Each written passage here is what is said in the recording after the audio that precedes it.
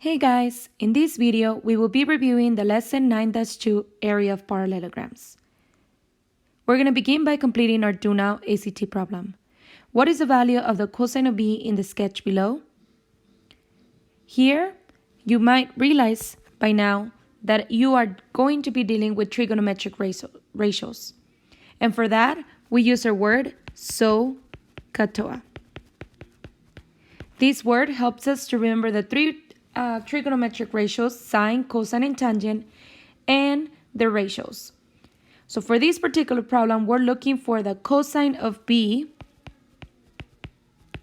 And if you remember, the cosine of b is equals to the adjacent side of that angle. So we're dealing with the angle b, and the adjacent side of that angle is going to be BC. And the ratio is the adjacent over the hypotenuse. So the hypotenuse will be 15. Once we have identified the adjacent and the hypotenuse, it's very simple. Now we set it up as a ratio. Cosine of the angle B will be equal to the adjacent 9 over the hypotenuse 15. Notice that none of the answers are matching our response. So what we have to do here is simplify that fraction. And so we divide by 3 on the numerator and denominator, and we get 3 over 5. So therefore, our answer is G, 3/5. All right, guys, the objective for today will be, student will be able to find the area of parallelograms.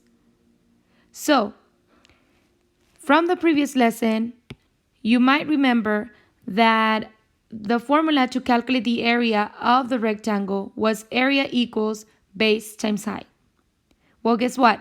The formula to calculate the area of any parallelogram will be exactly the same as the formula to calculate the area for a rectangle.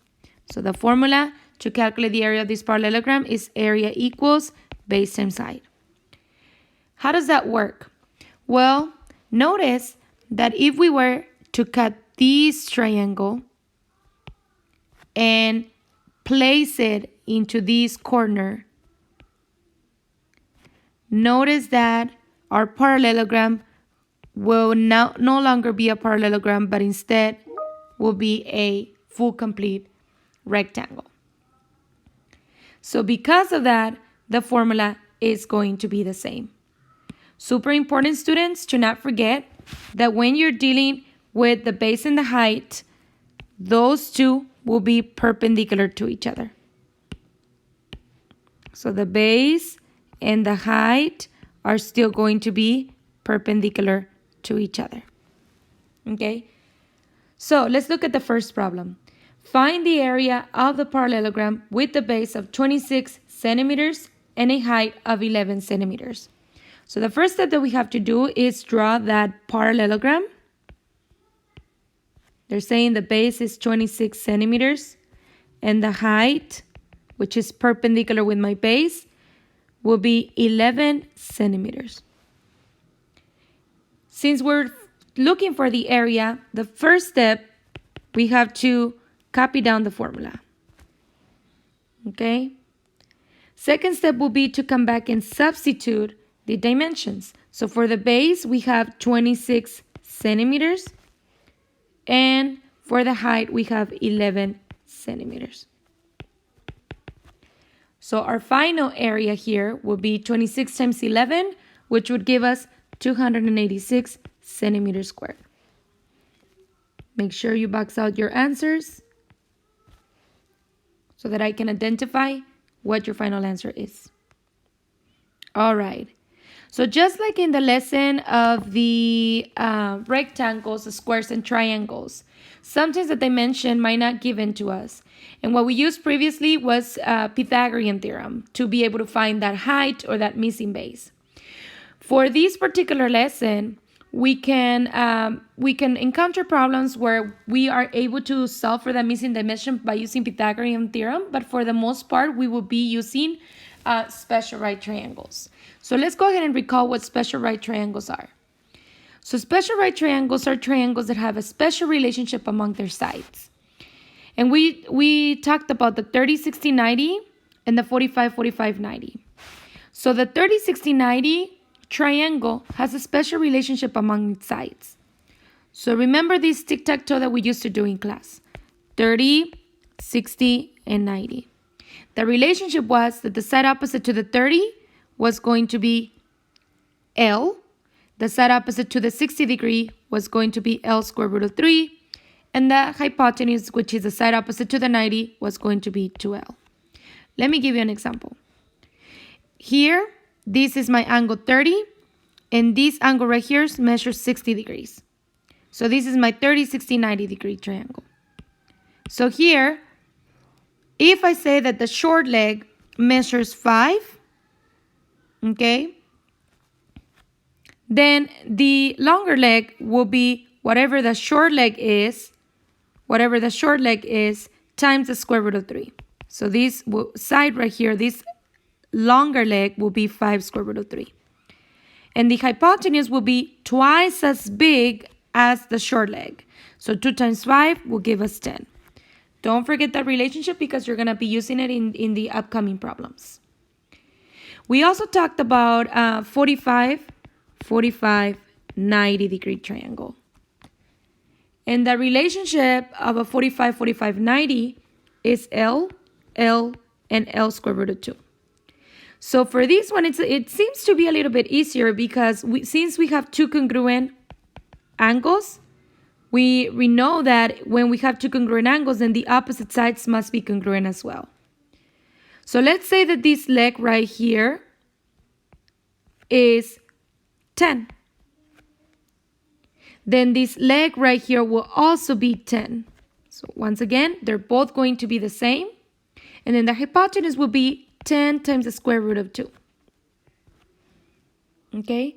Once again, you will be using these special relationships, special right triangles, in order for you to be able to solve those problems in the independent practice. Okay, let's move on. So here we have two different problems. It says find the area of the parallelograms below.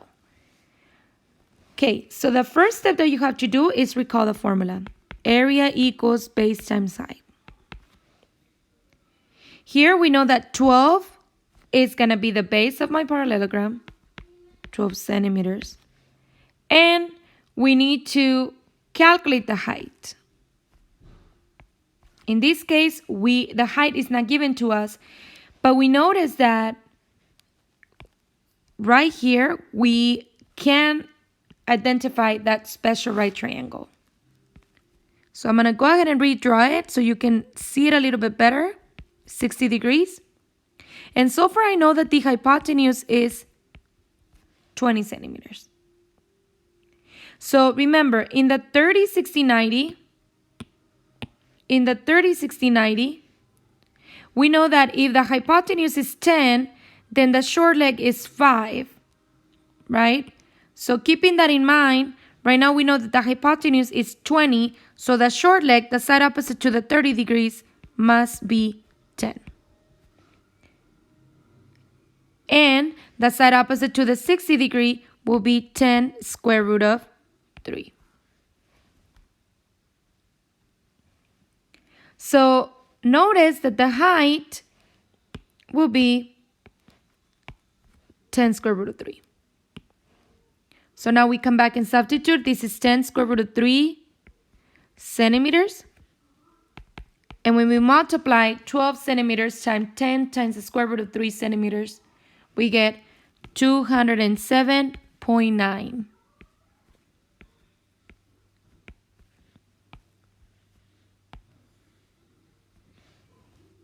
Okay, on the next one, we're still calculating the area of this parallelogram.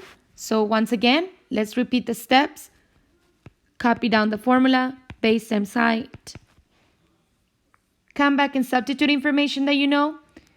Remember that in a parallelogram, the opposite sides are congruent. So here our base is still 23 meters. So our base is 23 meters, and we do not know the height. We don't know the height at this moment, but we can already identify that special right triangle. 45, 45, 90. And again, if you remember previously, we said that in a 45, 45, 90, the both of the legs will be congruent. So here they're telling me that this leg is 5 meters. So this leg right here is going to be 5, and the hypotenuse will be 10. I'm sorry. Take that back. The hypotenuse is going to be 5 times the square root of 2. Okay, so now we know the length of the height. The height right here is going to be 5 meters. Going back to my formula, now that I have found the height, I'm going to be substituting that back. So 23 meters times 5 meters, our final answer will be 150 meters squared. Super important, guys. Anytime the height or the base is not given to you and you're able to identify the special right triangles, use the properties, use the relationship of the sides in order for you to find that missing dimension. Once you know that missing dimension, come back and solve for the area as you would normally do. Thank you, guys.